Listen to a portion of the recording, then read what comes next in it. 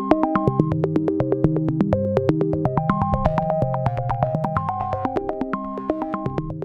hello and welcome everyone. Welcome to today's session. And in this session, we are discussing Elastic Network Interface.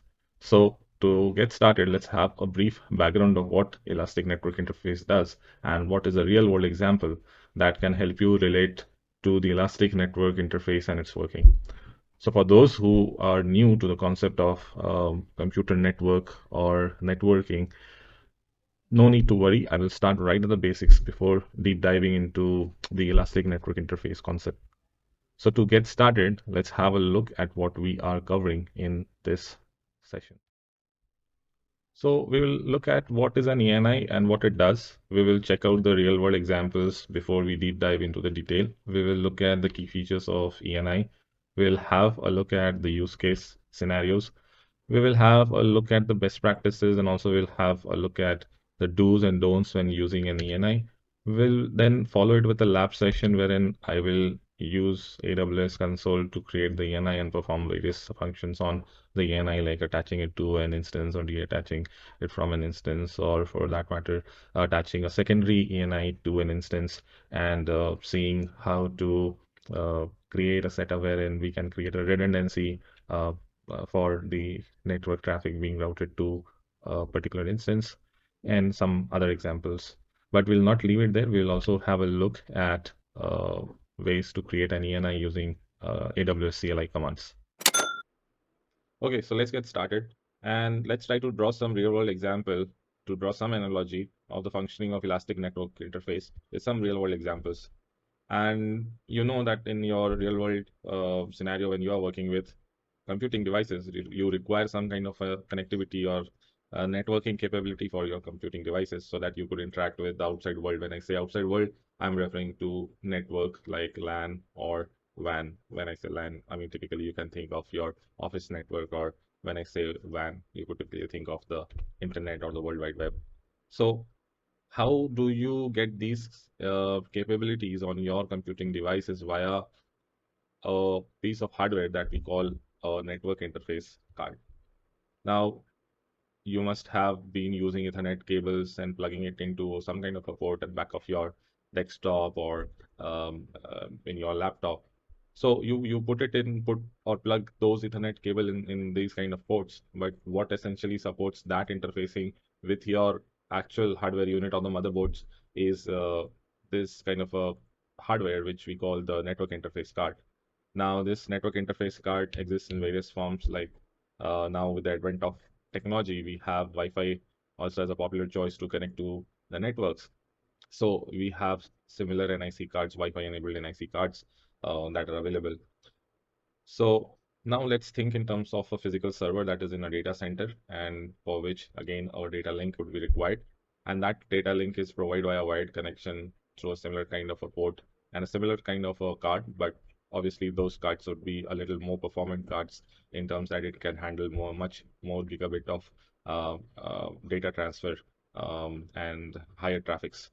Um, so that is a real world analogy that we try to draw in order to explain the working of Elastic Network Interface. So you can just imagine Elastic Network Interface to be a software function which performs exactly all the function this hardware or the NIC card performs in terms of a physical server. So it wouldn't be wrong to say that it's a logical networking component in a VPC that represents a virtual network card. So in a VPC context, what happens is that this card, which we call the ENI in context of VPC, the Elastic Network Interface, it is attached to an instance. So whenever we launch an instance, by default, one ENI is created and it is attached to an instance. Now this ENI provides certain attributes to this instance. And let's have a quick look at the attributes that an ENI comes with. So it will create a primary IPv4 address.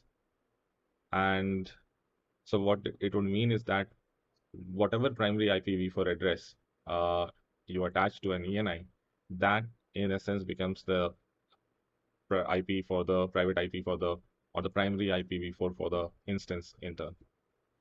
You can attach more than one private IPv4 addresses. For each private IPv4 address, you can have one elastic IP.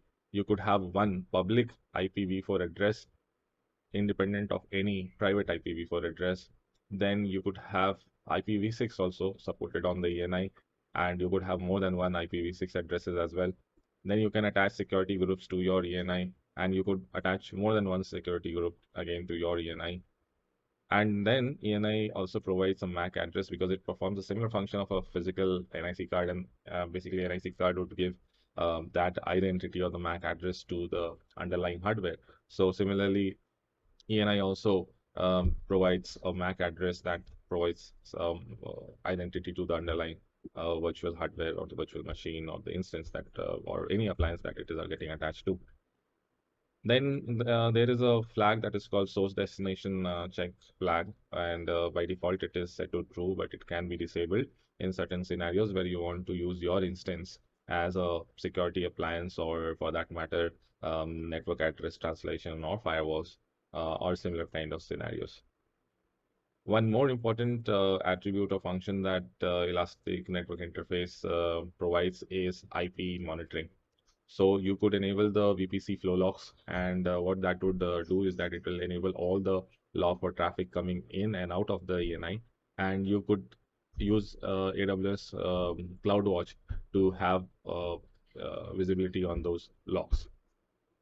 Now let's have a quick look at the use cases.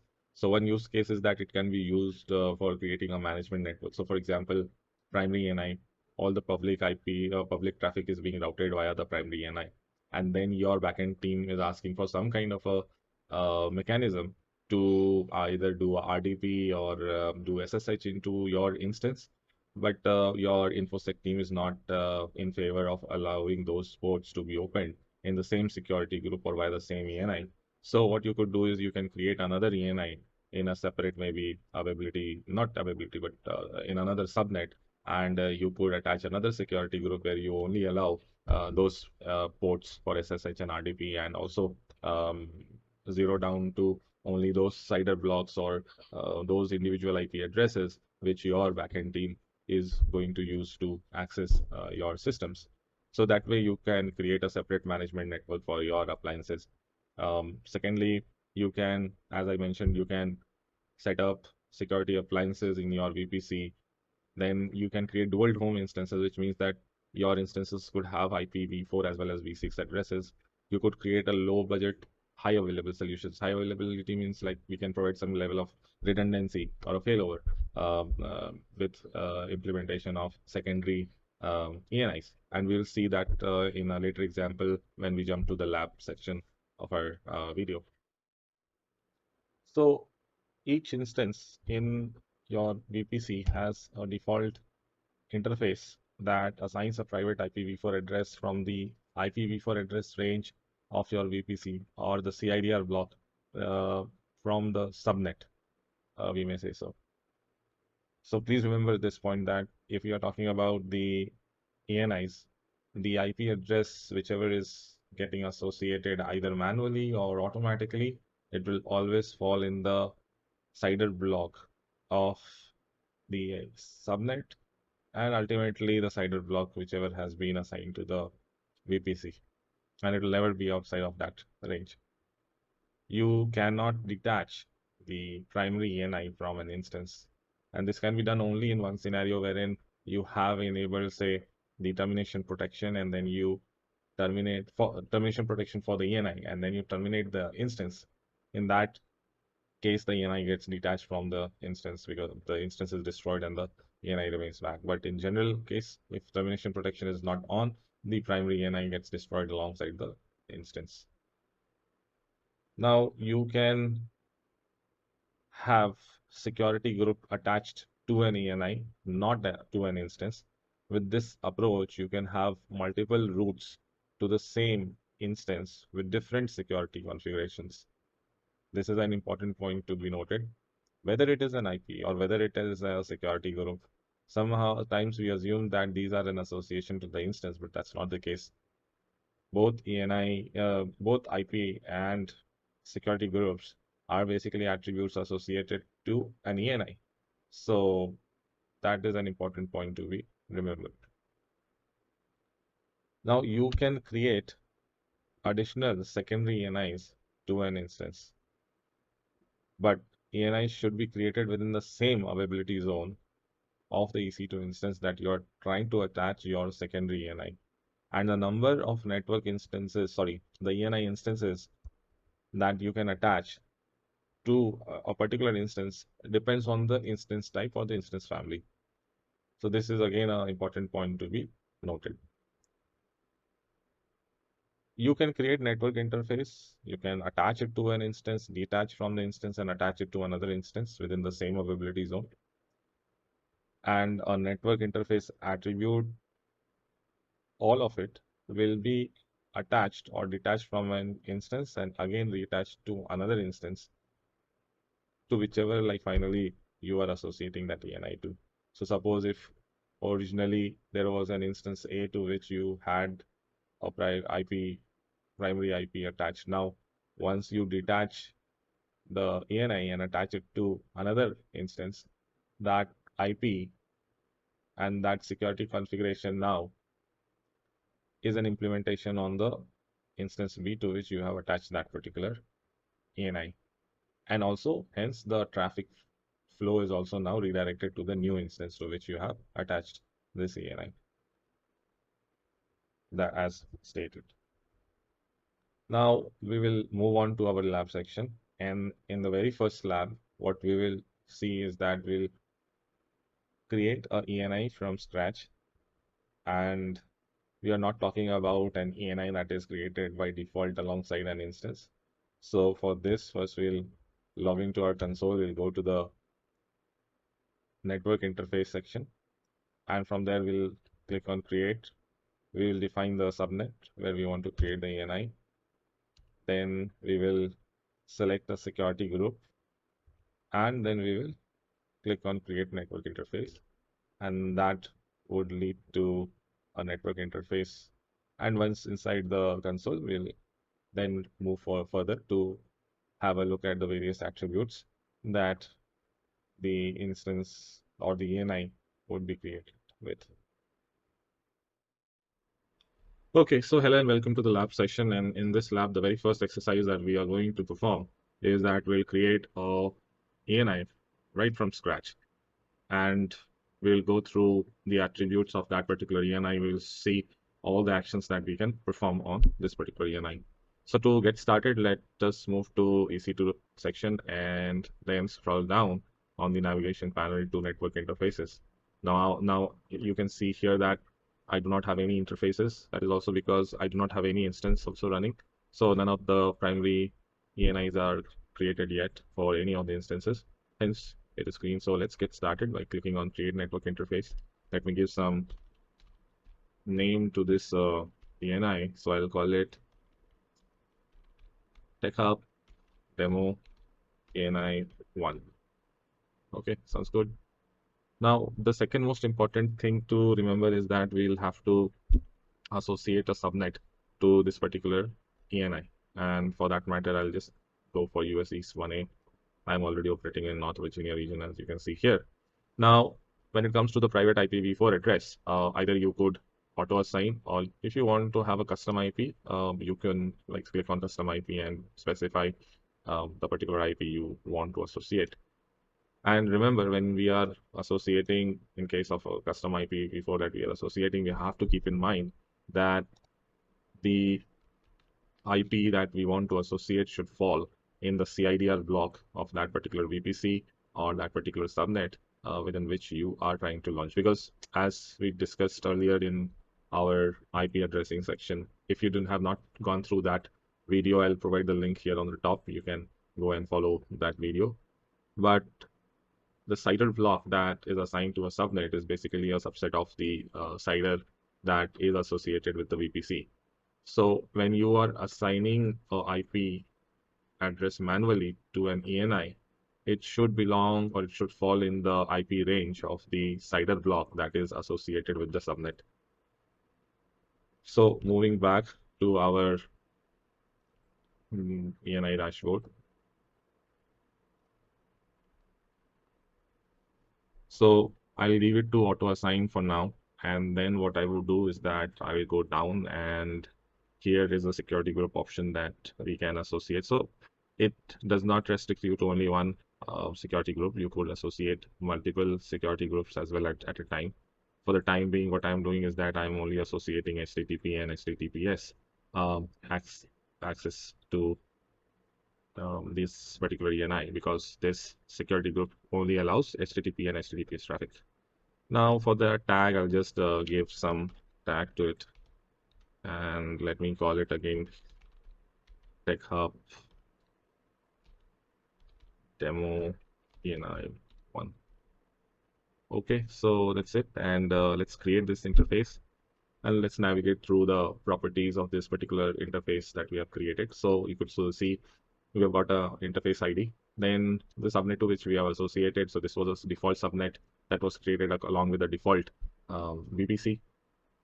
So now I have selected the US East 1A availability zone for launching this ENI. Now remember that in case I want to associate this ENI to any of the resources, that particular resource needs to be in US East 1A, and it cannot be associated with any other availability zone. Within that availability zone, it could be any subnet, but it cannot be a subnet or a resource that within a subnet that is placed in some other availability zone. So please keep that in mind. Now you can see the associated security group. Now looking at this security group, let's have a look at what are the inbound rules enabled. So let me quickly take you to this security group. You could see that in the inbound rule, I have allowed the port 443, which is for HTTPS, and 80, which is for HTTP, for both IPv6 and IPv4 address range, and I'm allowing all incoming traffic for these two protocols to the instance, or to the ENI, I may say so. So if you scroll, then you see the status is showing available, and that is because this particular instance has been this particular ENI has been provisioned, but it is not associated yet with any appliance or any instance. Hence, it is available, but not like attached to any instance. And then the most important thing, the primary IPv4 address that is by default associated with this particular ENI. So when you attach this ENI to any instance, it automatically inherits this primary IPv4 along with the ENI. Now, let's have a look at other attributes that are associated with this particular ENI. Let me go in via this. Okay, so you could see all these information. So source destination check is set to true right now. You have the subnet ID here. You got the security groups. You could have more than one as well, and availability zone. Then you have got the private IP address, public IP not yet assigned. I will show you how to assign that. And then most importantly, the MAC address. Now, scrolling down, if you see instance detail, because you are not attached any instance yet, so all this information is still coming as empty. Now, I had discussed upon a point that you could enable certain logs to monitor the IP traffic, and from here you could create a flow log, and with that flow log you can enable the monitoring of the incoming and outgoing traffic from this particular ENI, and then you could monitor those logs in CloudWatch. We'll have a separate video to check on configuring flow log for any ENI.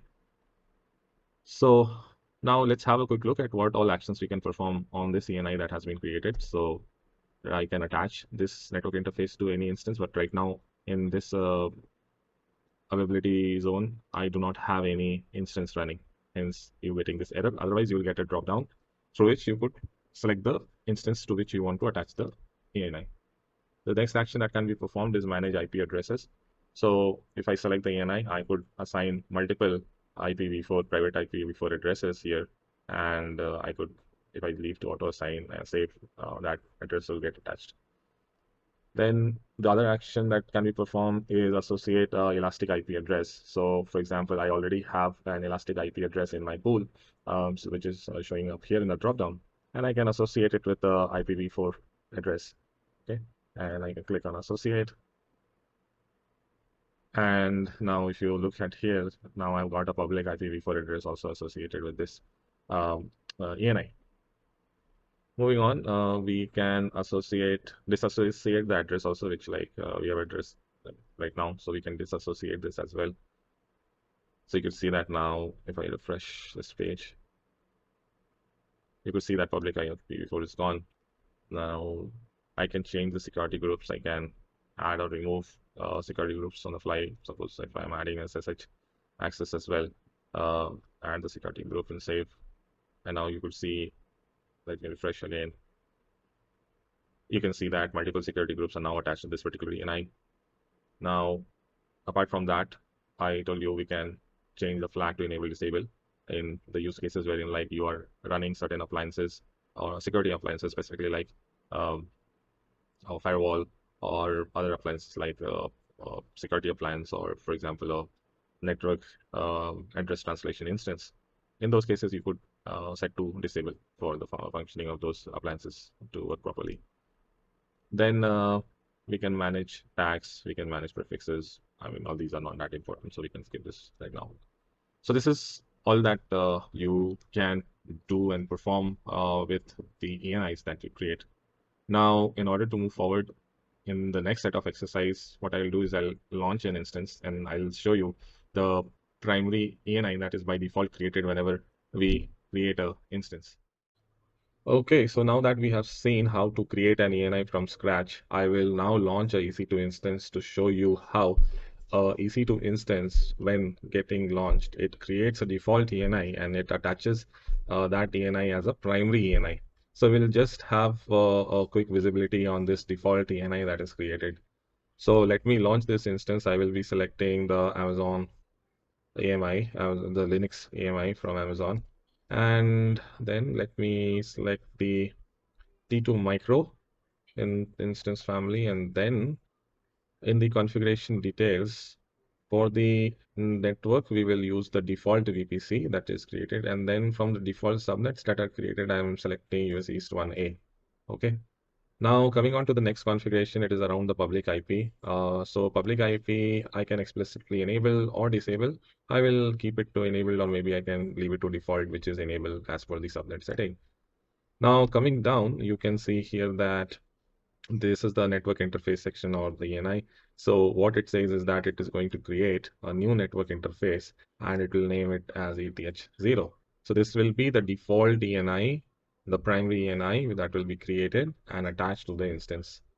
And then you can see here that it is saying primary IP means primary IPv4. Private IP would be auto assigned. If you want to explicitly define it, you can explicitly define it as well. But remember that it has to be falling under the same CIDR block as that of the subnet. So basically, whichever IP you pick, it should fall in the IP range of the CIDR block that is associated with the subnet that you have chosen for this instance. So this is an important point to remember. Now for demo purpose, what I will do is that I will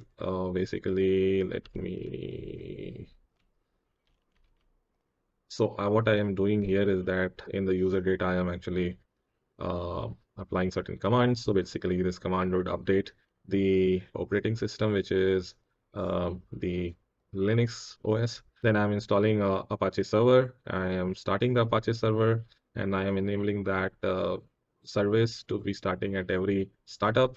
And then I'm actually creating an index file with welcome to TechHub. And then I'm placing that index file in my root directory.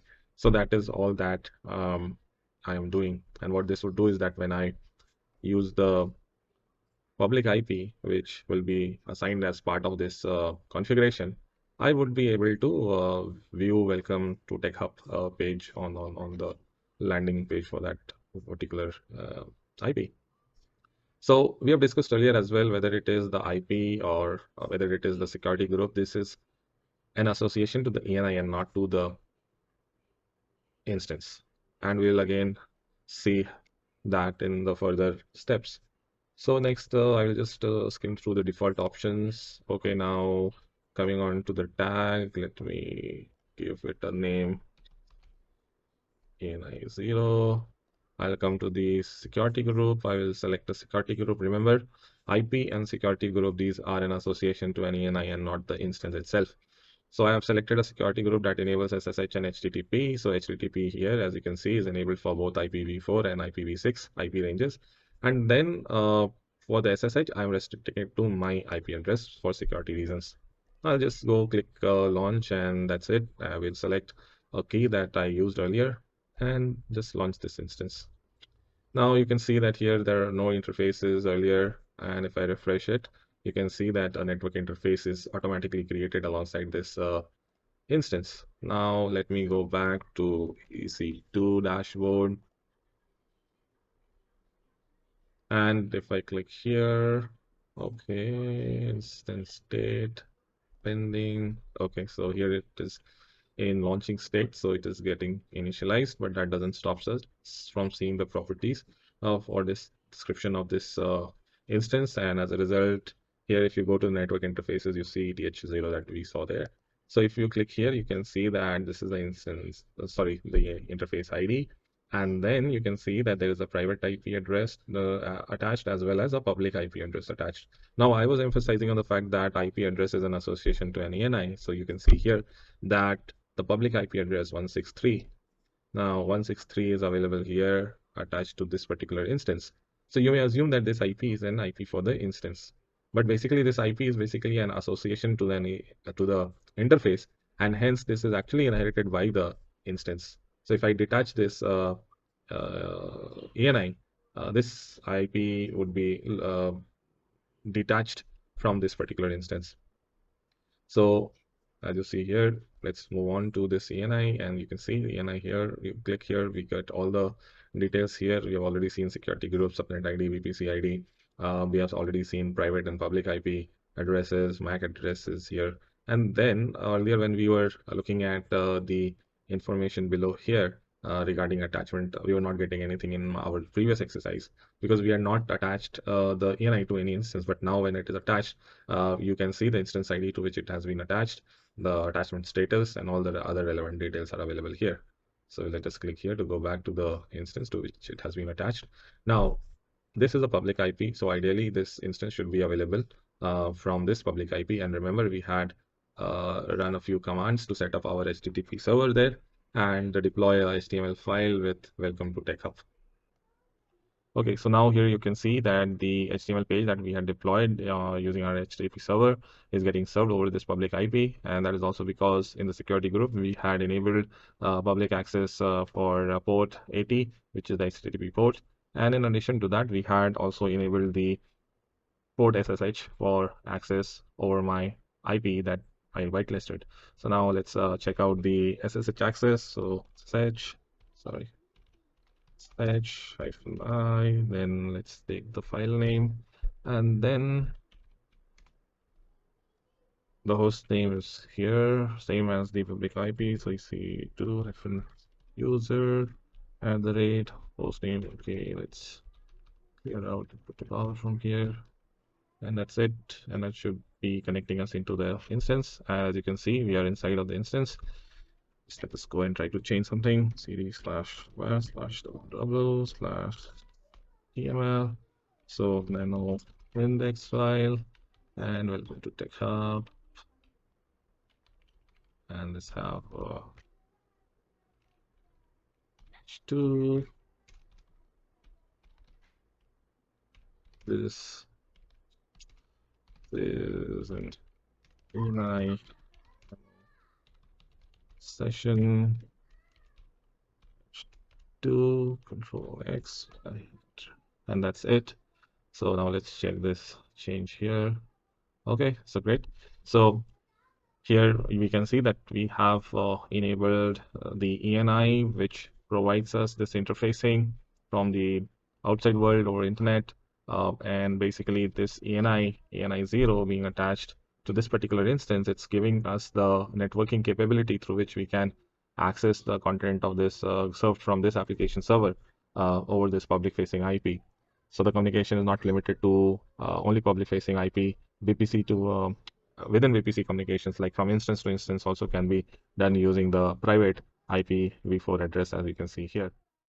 Okay, so now with the launching of this instance, we have already seen the default behavior of the instance creation process, wherein it creates an ENI and attaches as a primary ENI to an instance, and that's how the ENI gets a primary IP v4, and if enabled, the instance also gets a public IP address. But having said that, as discussed earlier also, an instance is not limited to only one ENI. By default, every instance gets a ENI which sits as primary ENI, but in addition to that, an instance can also be associated with additional secondary ENIs. So we will see that process, but before that, I want to take up a scenario, and the scenario is such that you have enabled a security group, which, as you can see here, makes it possible for the HTTP traffic and SSH also to be routed via the same ENI.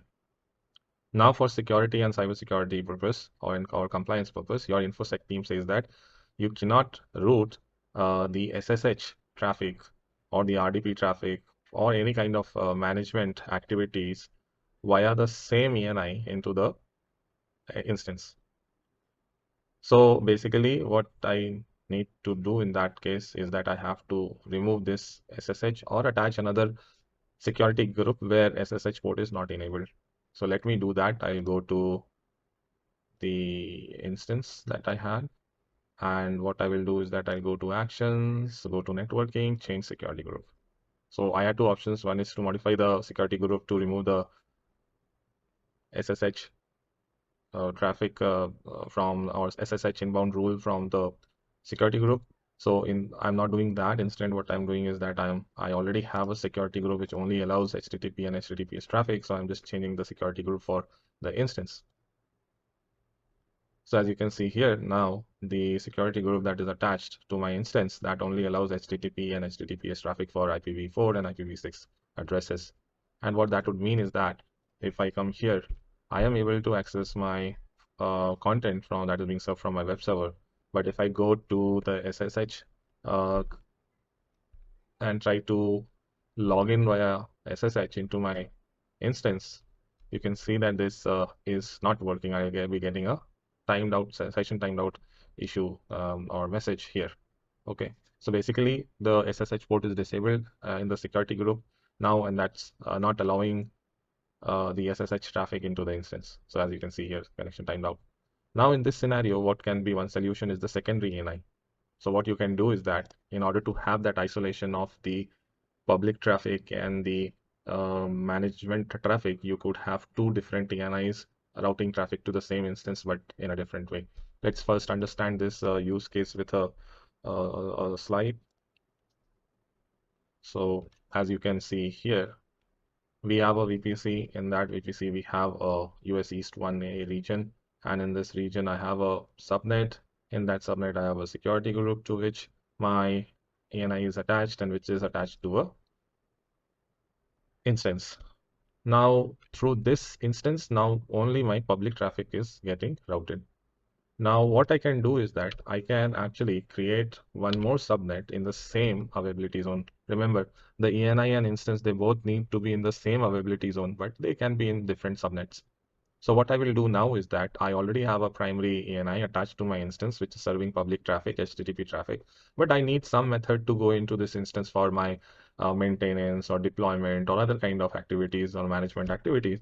So for that, what I will do is I'll create a private subnet, or for this instance, I'll keep it public itself. And what I will do is that I will launch a ENI, and this ENI I will attach to a security group that allows SSH traffic, and then I will attach this ENI to this particular instance as a secondary ENI. So taking this example, let's move back to our management console, and let's first go in and create a subnet. And for that, what I will do is I will go to the VPC section, and I'll create this subnet in US East 1 region itself. So subnets, and in this subnet, I have a subnet in US East 1A. Let me sort it by name. So East 1A, I have one subnet only. I'll create one more subnet in this availability zone. So the default VPC, and then I will leave it all availability zone. I will say US East 1A. I will leave the CIDR block to be assigned automatically. And then let me just leave it all default and create. Okay, so let me check on what CIDR block we can assign. Let me go back to my subnet section. Okay, I have to go back to VPC, see subnets. Okay, so 32, 64, 80. Okay, 80, 96. Okay, I will be taking a 96 block cider. So let me use the cider 96 6, and I'll create the subnet here. And there we have our subnet. So I will say it as secondary ENI subnet, anything, yeah, just for reference. Now let me go back to close this. Okay. So now what I will do is that I will have to go back to EC2 dashboard. From there, I will go down to network interfaces. And now what I'm going to do is that now that I have created a subnet in the same availability zone as that of the instance, I will use this another subnet to create my ENI as we saw in the slide earlier. So for this one, I will say secondary network interface for the subnet, as we mentioned, secondary ENI subnet. That is the one that we had created just now. I will leave private IP to be auto-assigned. And then what I will be doing here is I will be retaining the earlier security group that we had earlier assigned to the instance, which allows both SSH and HTTP traffic. And I'll just go and create this network interface. So now you can see that we have two interfaces here. The primary interface already existed, and we have created a secondary network interface here. So the security group allows only HTTP and HTTPS for the primary. For the secondary, we have SSH and HTTP as well. Now, as you can see here, this primary ENI is already attached to the instance ID this. Now, what we are going to do is that we are going to attach this ENI to the same instance, and then the status would change to in use. But before doing that, let's have a quick look at the attributes. If you look here, and we have a private IPv4 address, but we do not have a public IPv4 address. And also, we don't want the public IP to keep changing for this particular instance. So what we can do is that we can attach an elastic IP to the secondary ENI. So for that, just go to associate address, and I have a elastic IP in the pool that is ending 209, and I associate it to the private IPv4 for this particular ENI, which is the secondary ENI, and just click on associate. Okay, so now we have successfully associated the elastic IP with this ENI. So the next step that we need to perform is that you could see here that public IPv4 ending 209 is attached. So now we can attach this ENI as a secondary ENI to this instance IDs. And for that, just select this ENI, go to actions, attach, select the instance. I already have only one, and I click on attach. And now this ENI would be attached to the instance. We go back to the EC2 dashboard. Let's refresh. And now we can see here that we have ETH0 and ETH1. So if you look at this detail, you can see here that we are looking at the private IP 150 and public IP 209, which is the elastic IP. And as a result, that this secondary ENI is being attached to the instance, you can see that the instance elastic IP has now updated to 209, the IP that we assigned to the secondary instance. So we saw that after changing the security group, disabling the SSH from the primary ENI security group, we were not able to SSH into this instance using SSH, but the security group that we have associated with ENI, secondary ENI, that allows the SSH along with HTTP. So what that would mean is that if I am using this particular IP, that is the elastic IP, so I'm able to, so this IP belongs to the primary ENI. Now secondary ENI public IP is this. So I'm able to access HTTP port via this ENI. But now let's have a check at the SSH port access. So you remember we tried this SSH access via the primary ENI IP after updating the security group, where we removed the SSH access, and hence we were not able to go in. We were getting timed out.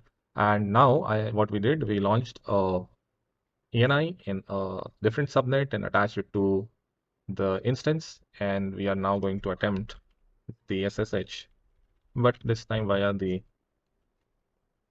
elastic IP that is attached to the secondary instance.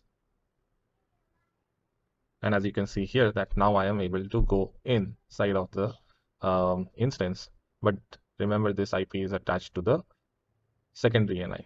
So what's happening here is that we are going in via the secondary route. So the management traffic is now dedicated to the secondary ENI, and the primary ENI is handling the public traffic. So this is some level of isolation that you can attain with respect to attaching a secondary ENI. And for that case, like if you are launching a private subnet, you can have a site-to-site VPN pointed to this subnet, and you don't even need to attach a elastic IP over a private IP. You could SSH into this system, keeping the management traffic absolutely away from the public internet. Okay, so let's move on. And before closing this session, let's have a quick look at how to create or replicate the same steps via CLI.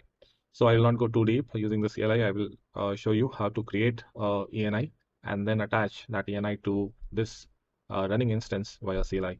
So before moving forward, let's have a quick reference, a command line reference, so that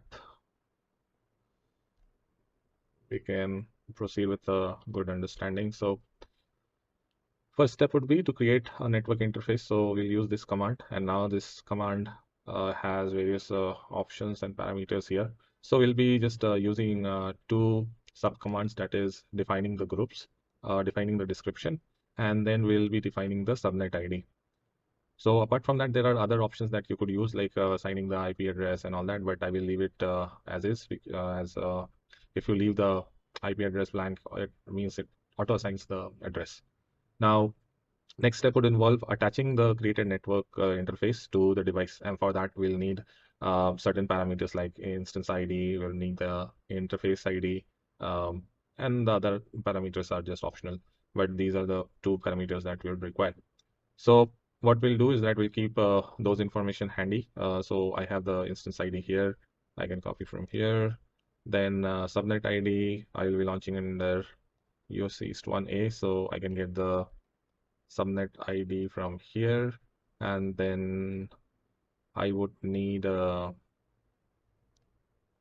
security group ID. So I'll be using the SSH with HTTP, so I'll keep the ID handy with me. So here is the ID. So let's keep this handy, and let's close this and move over to the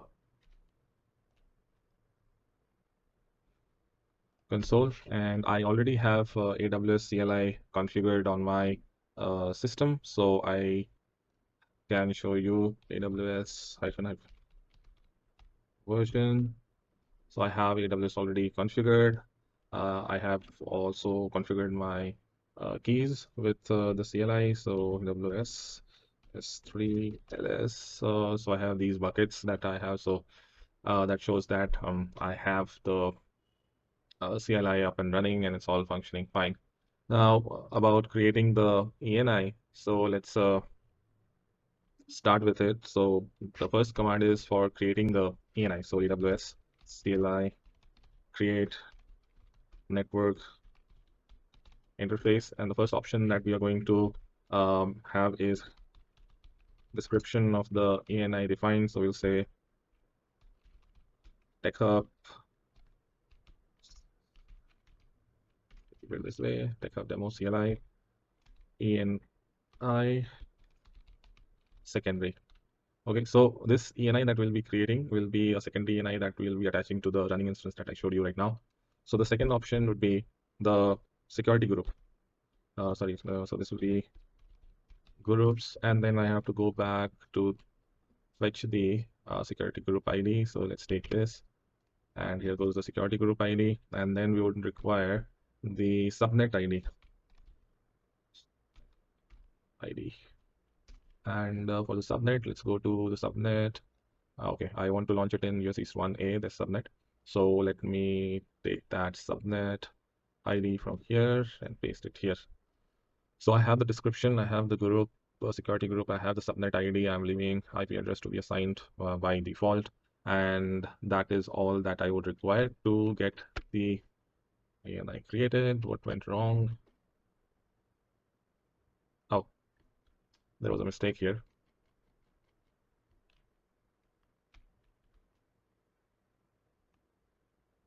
It's not AWS CLI, it's C2, my bad. And so we have got the ENI created, and here is the network interface ID that we can see. Now let's go back to the instance ENI dashboard. Okay, where is the ENI dashboard? Do I have it here? Okay, yeah, network interface dashboard. And you could see here that we have a secondary ENI created. Now, in order to attach this ENI, I would require certain information, like I would require the instance ID, right? And yeah, I would require the instance ID. And what else I would require there is the network interface ID that we can fetch from the console itself, and the device index would be one. So let's move back to the console. And here we are. And now AWS SEC2 attach network interface, and then network, sorry, that would be a double hyphen, network interface hyphen ID, and this ID can be fetched from here. And the second option would be the instance ID, and let's go back to fetch the instance ID from here. Okay, so here is the instance ID, and let's paste the instance ID, and then what we require here is a device. So remember, we already have a index 0 that is assigned to the primary ENI that is already running with the instance, so we'll keep it at 1. So that's it, just enter, and there we are. So this ENI is now attached to the instance. Let's check this out. Let's go to the instance and let's refresh this instance. Oh, we can already see that this instance is having a ENI 1 attached to it. And as you can see, this is the ENI ID that is attached, and we could see the other details. So we have the security group SSH with HTTP. So here is the ENI that is attached. We had created this ENI. So that's all about creating the ENI and attaching the ENI from CLI. If you want the command references, I will put it in the description. I'll put the link to the AWS documentation as well if you want to deep dive into the command references. Okay, so that's all for today's lesson, and I hope you really like the content. And if you do like, please do not forget to like and subscribe.